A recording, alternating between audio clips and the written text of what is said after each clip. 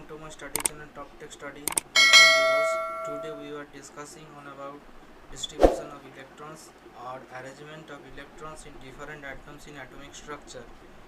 So let's start it. As to describe an electron, four quantum numbers are necessary to describe the arrangement and distribution of electron in shell, subshells and orbitals. The following three selective principles and rules are required. Number one, above principle, very most important principle. According to this principle, electrons are added progressively to the various orbitals in the order of increasing energy, starting with the orbital of lowest energy. That means 1s, then 2s 2p, then 3s 3p, then 4s 3d 4p, 5s, then 4d 5p, then 6s 4f 5d and 6p. The sequence in which the energy levels are filled in shown in figure, that first field 1s, then 2s 2p, then 3s 3p and 3d. After that 4s 4p, 4d 4f, then 5s 5p, then 5d 6s 6p 6d and 7s. Hello, welcome viewers. Welcome to my study channel Top Tech Study. Today we are discussing the distribution of electrons or arrangement of electrons in different atoms in atomic structure. As to describe an electron, four quantum numbers are necessary to describe the arrangement and distribution of electrons in shell, subshells and orbitals. The following three respective principles and rules are required. Number one, very important, above principle. What is above principle? Above principle, according to this principle, electrons are added progressively to the various orbitals in the order of increasing energy, starting with the orbital of lowest energy. That means 1s, after 2s, then 2p, then 3s 3p, then 4s, after that 3d is coming, and next 4p, next 5s, after that 4d is coming, next 5p, next 6s, after that 4f is coming, then 5d and next 6p. The sequence in which the energy levels are filled in shown in figure beside, first 1s, then 2s 2p, then 3s 3p, then 4s 3d, next 4p 5s, next 4d 5p, next 6s 4f, then 5d 6p. Next is Pauli's exclusion principle. What is Pauli's exclusion principle?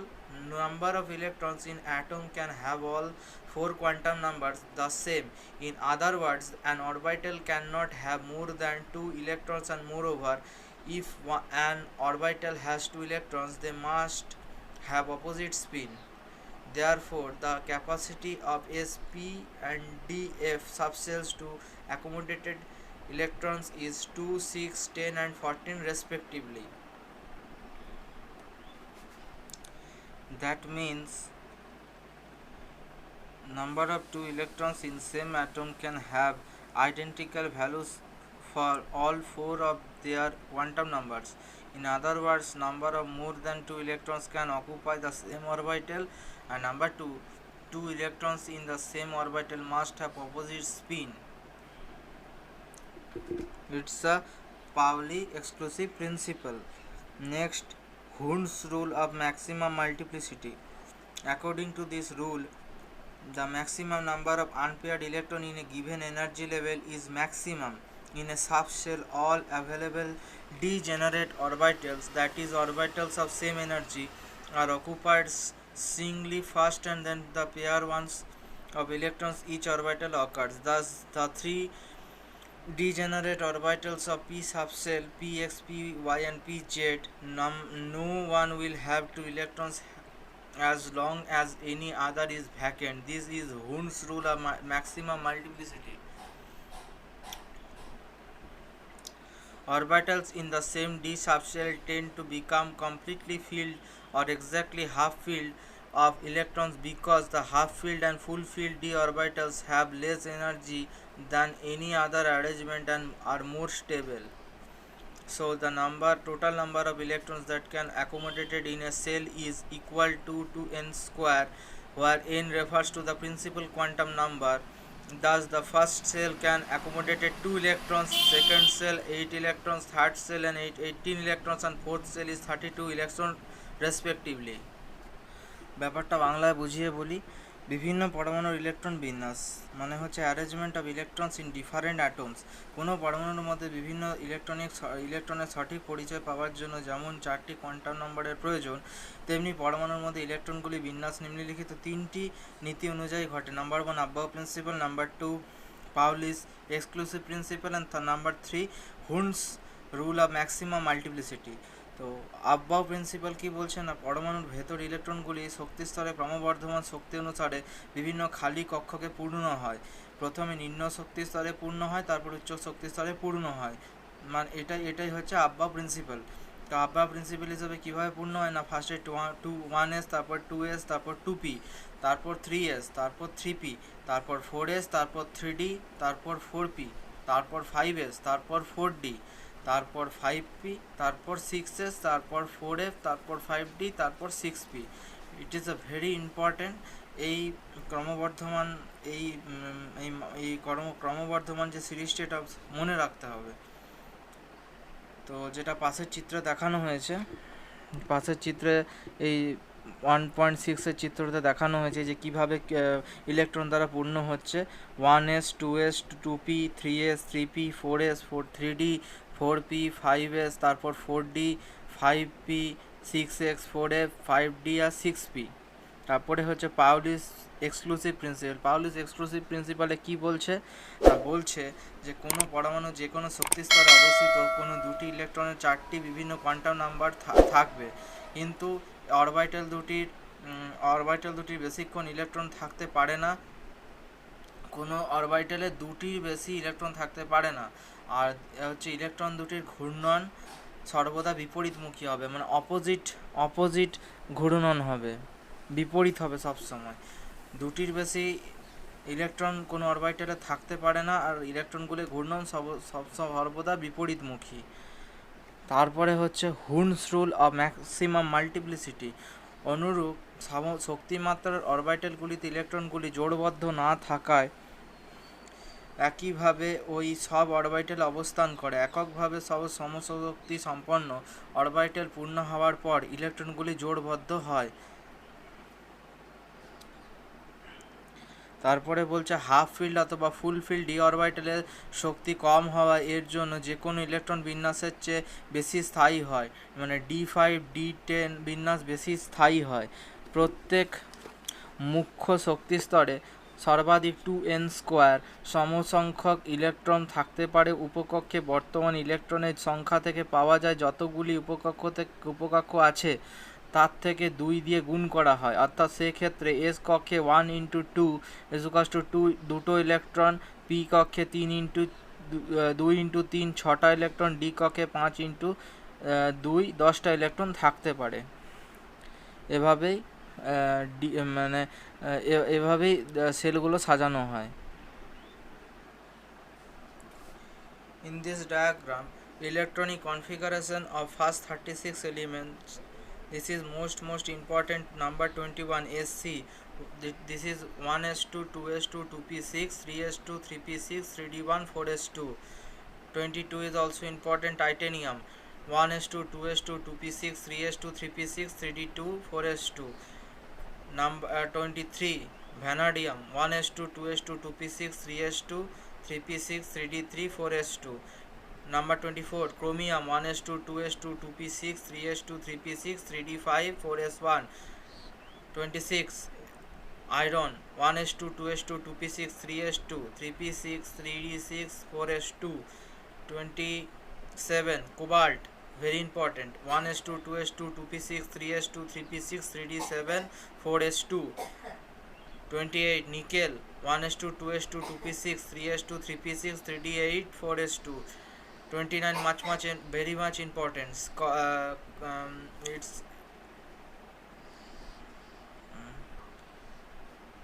Copper 1s2, 2s2, 2p6, 3s2, 3p6, 3d10, 4s1. 28 nickel 1s2, 2s2, 2p6, 3s2, 3p6, 3d8, 4s2. Number 30 zinc 1s2, 2s2, 2p6, 3s2, 3p6, 3d10, 4s2. This is also important for the examination. Next, atomic number. Atomic number of an element is equals to number of protons present in nucleus. Number of protons is equals to number of atomic number of an element. Number number of two elements have the same atomic number, and hence it is the fundamental property of an element. Mass number. What is mass number? An atom is composed of protons, neutrons, and electrons. Mass number is equal to number of protons plus number of neutrons.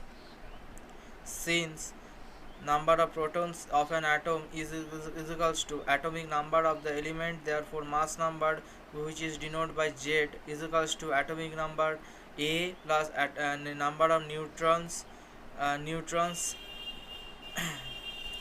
So number of neutrons is equals to Z minus A. It is a formula of calculate the neutrons. After that, isotopes, isotones, isobars, and isoelectrons. What is isotopes? Isotopes are the atoms of same element having same atomic number but different mass number are called isotopes, which differ from each other in their physical properties and number of electron. That is protium 1h1, deuterium 1h2, and tritium 1h3. What is isotones? Isotones are atoms of different elements having same number of neutrons are called isotones. That is 6c13 and 7n14 have 7 neutrons of each other. In this case the neutrons number are same, so it is called isotones. Next, isobars. Atoms of different elements having same mass number but different atomic number are called isobars, which differ in their physical as well as chemical properties. That is 18 argon 40 and 20 calcium 40, and another pair 7 nitrogen 14 and 6 carbon 14. In this case same mass number are same but different atomic numbers. Next, isoelectrons. Species have same number of electrons are called isoelectrons. That is Na plus, Mg2 plus, Al3 plus. Na means sodium plus, Mg2 plus magnesium ion, and Al called aluminium ions. Contains 10 electrons. Next, CH4, NH3 and H2O is also called 10 electrons. Next important topic is hybridization. The ground state electronic configuration of element like carbon, beryllium, boron, phosphorus, sulfur, and the maximum covalency exhibited by them and their compounds can be overcome by the concept of the hybrid bonds in such and also the shapes of structure of covalently bonded molecules and ions. Hybridization is the mixing up of atomic orbitals of similar energies and the redistribution of electrons in different orbitals in the valence shell of an atom, creating a new set of identical orbitals. Hybridization involves two steps. Number 1, excitation of electrons, and number 2, reorientation. Condition for hybridization of orbitals: only orbitals of similar energies and belonging to the same atom or ion undergo hybridization. There are different types of hybridization like sp, sp2, sp3d, sp3d2, sp3 and sp2 also etc. sp3 means tetrahedral hybridization. sp2 means trigonal hybridization, just like ethylene molecule CH2.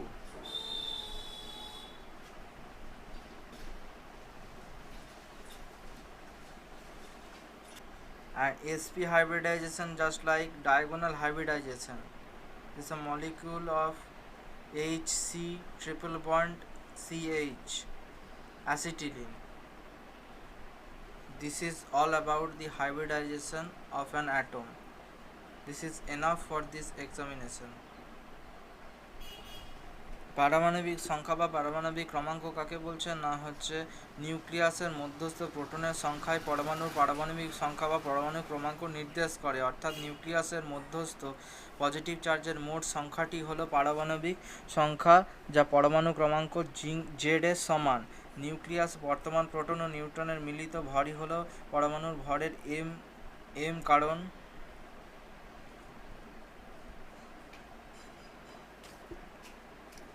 কারণ হচ্ছে পরমাণুর ভর M, proton সংখ্যা অর্থাৎ পরমাণুর ক্রমাঙ্ক Z ও নিউট্রনের সংখ্যা N, অর্থাৎ M is equals to Z plus N. সুতরাং নিউক্লিয়াসের বর্তমান নিউট্রন সংখ্যার ফর্মুলাটা হচ্ছে N is equals to M minus Z. Isotope হচ্ছে একই মৌলের বিভিন্ন পরমাণু যাদের পারমাণবিক সংখ্যা একই, কিন্তু নিউক্লিয়াসের বিভিন্ন সংখ্যক নিউট্রন থাকার জন্য এদের ভর সংখ্যা বিভিন্ন হয়, তাদের আইসোটোপ বলে। যেমন 1H1, 1H2 অ্যান্ড 1H3। ক্লোরিনও দুটো থাকে, যেমন 17 ক্লোরিন 35 অ্যান্ড 17 ক্লোরিন 37। এদের রাসায়নিক ধর্ম একই হয়। নেক্সট হচ্ছে আইসোটোন। যেসব মৌলের পরমাণুর নিউক্লিয়াসের মধ্যে নিউট্রন সংখ্যা একই কিন্তু প্রোটন সংখ্যা বিভিন্ন, তাদের আইসোটোন বলে। এদের ভর সংখ্যা বিভিন্ন হয় এবং ভৌত রাসায়নিক ধর্ম বিভিন্ন হয়, কারণে নিউক্লিয়াসের মধ্যে প্রোটন সংখ্যা একই নয়। যেমন হচ্ছে 14 সিলিকন 30, 16p মানে ফসফরাস 31 অ্যান্ড 16 সালফার 32। এগুলোর ক্ষেত্রে কি বলা হচ্ছে না, এদের ভৌত রাসায়নিক ধর্মগুলো হচ্ছে বিভিন্ন, আর নিউক্লিয়াসের মধ্যে নিউট্রন সংখ্যা একই, তাই জন্য এগুলো আইসোটোন। আইসোবার হচ্ছে বিভিন্ন পারমাণবিক সংখ্যা বিশিষ্ট কিন্তু একই ভর সংখ্যা বিশিষ্ট পরমাণুগুলিকে আইসোবার বলে। আইসোবারগুলি বিভিন্ন মৌলের পরমাণু, কারণ এদের ভর সংখ্যা এক হলেও পারমাণবিক সংখ্যা অর্থাৎ প্রোটন সংখ্যা পৃথক। এদের ভৌত রাসায়নিক ধর্ম বিভিন্ন, যেমন 19K 40, 20CF 40 আর 18AR 40। 19K 40 মানে হচ্ছে 19 পটাশিয়াম 40, 20 ক্যালসিয়াম 40 অ্যান্ড 80 আর্গন 40। এদের ক্ষেত্রে কী হচ্ছে, এদের ভর সংখ্যাগুলো হচ্ছে একই কিন্তু পারমাণবিক সংখ্যা হচ্ছে বিভিন্ন, তাই জন্য এগুলোকে আইসোবার বলছে। আচ্ছা, এরপরে হচ্ছে পারমাণবিক কক্ষে সংকরায়ন। আমরা জানি যে বিভিন্ন মৌলের সমযোজ্যতা সেই মৌলের পরমাণুর যোজ্যতা স্তরে অর্ধপূর্ণ কক্ষকের সমান হয়। এর ধারণা থেকে বলা যাবে না হচ্ছে কার্বন, বেরিয়াম বা বোরনের ক্ষেত্রে বেরিলিয়াম বা বোরনের ক্ষেত্রে প্রয়োগ করা হয়, তাহলে দেখা যাবে যে কার্বনের সমযোজ্যতা 2, বি এর ক্ষেত্রে 0 আর বি এর ক্ষেত্রে 1 হওয়া উচিত। কিন্তু বাস্তব ক্ষেত্রে দেখা যায় কার্বনের সমযোজ্যতা 4, বি এর ক্ষেত্রে 2 আর বি এর ক্ষেত্রে 3। এদের যোজ্যতা ব্যাখ্যা করার জন্য মনে করা হয় যে বিক্রিয়া করার আগে এদের পরমাণুগুলিকে উত্তেজিত বা এক্সাইটেড করা হয়, যার ফলে হচ্ছে কিনা 2s কক্ষকে উপস্থাপিত ইলেকট্রন জোড় বিজোড় হয়ে 2p কক্ষে চলে যায়। উত্তেজিত অবস্থায় পরমাণুগুলির ইলেকট্রন বিন্যাস লক্ষ্য করলে দেখা যায় যে সি, বিই আর বি পরমাণুতে যথাক্রমে 4টি, 2টি ও 3টি অযুগ্ম ইলেকট্রন বা আনপেয়ার্ড ইলেকট্রন পড়ে থাকে। এই কারণে এদের যোজ্যতা যথাক্রমে 4, 2 আর 3 হওয়া সম্ভব। বন্ধন গঠনের সময় যে শক্তি মুক্ত হয় সেই শক্তি থেকেই পরমাণুগুলি উত্তেজিত বা এক্সাইটেড হওয়ার শক্তি গ্রহণ করে। CH4 মিথেনের কার্বন পরমাণু 4টি যোজ্যতা সমতুল্য ব্যাখ্যা করার জন্য সংকরায়নের ধারণা প্রবর্তন করা হয়েছে। এই তত্ত্ব অনুসারে বন্ধন গঠনের আগে পরমাণুর অর্ধপূর্ণ কক্ষকগুলি পরস্পরের সঙ্গে মিশে যায়, যার ফলে নতুন সাদৃশধর্মী বা সমতুল্য কক্ষক উৎপন্ন হয়। এই কক্ষকগুলিকে সংকরিত কক্ষক বা সংকর কক্ষক বলে। অর্থাৎ যোজ্যতা স্তরে পারমাণবিক কক্ষকের মিশ্রণের ফলে উৎপন্ন সমশক্তি সম্পন্ন ও সম আকৃতি যোজ্যতা কক্ষক বা সদৃশধর্মী বা সমতুল্য যোজ্যক কক্ষ উৎপন্ন হওয়াকেই সংকরায়ন বা হাইব্রিডাইজেশন বলে। এর মধ্যে অনেক ধরনের হাইব্রিডাইজেশন দেখা যায়, যেমন sp, sp2, sp3, sp3d, sp3d2 ইত্যাদি। sp3 হাইব্রিডাইজেশনের মধ্যে s এর ক্যারেক্টার থাকে 25% আর p এর ক্যারেক্টার থাকে 75%। যেমন হচ্ছে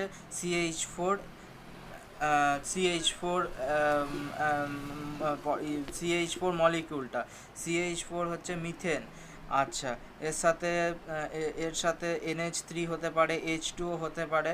এগুলো সব এগুলো প্রত্যেকেই sp3 সংকরণ বা sp3 হাইব্রিডাইজেশন।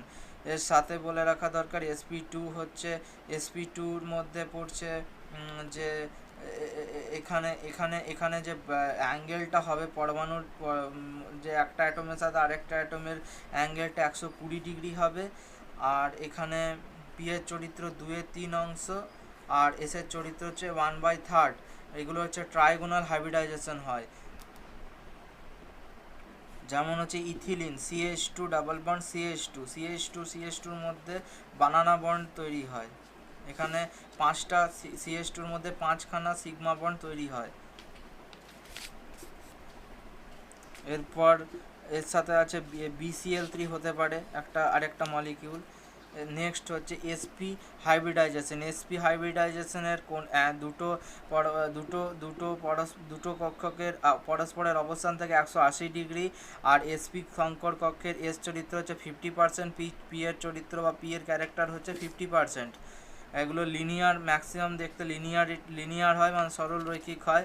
এক্সাম্পল হচ্ছে acetylene CH triple bond CH। এখানে এই বন্ধনের অ্যাঙ্গেলের ভ্যালুটা হচ্ছে 180 ডিগ্রি। আরেকটা এক্সাম্পল হচ্ছে BCl2, যার বন্ধনের অ্যাঙ্গেল হচ্ছে 180 ডিগ্রি। বি এর ইলেকট্রনিক কনফিগারেশন হচ্ছে 1:2:2, আর Cl এর ক্ষেত্রে হচ্ছে 1:2:2p6 3:3p6। একটু সিগমা বন্ড আর পাই বন্ডটা বলে দিই। সেটা সিগমা বন্ড হচ্ছে অর্ধপূর্ণ পারমাণবিক কক্ষগুলির অক্ষ বরাবর অধিক্রমণের ফলে যে সমযোজী বন্ধনী উৎপন্ন হয় তাকে সিগমা বন্ড বলে। আর পাই বন্ড হচ্ছে দুটি অর্ধপূর্ণ কক্ষক পরস্পরকে পাশাপাশি অধিক্রমণ করলে যে বন্ধন উৎপন্ন হয় তাই তাকেই পাই বন্ড বলছে। Thank you to all of you. ভিডিওটাকে যথাযথ সাবস্ক্রাইব করুন, শেয়ার করুন, লাইক করুন। আর ভবিষ্যতে টেকনিক্যাল সংক্রান্ত আর বিভিন্ন উচ্চশিক্ষা সংক্রান্ত নানা রকমের স্টাডি মেটেরিয়াল পেতে চ্যানেলটাকে সাবস্ক্রাইব করুন, লিঙ্কটাকে শেয়ার করুন। আর স্টাডি মেটেরিয়াল পেতে চ্যানেলটাকে ফলো করুন। ধন্যবাদ।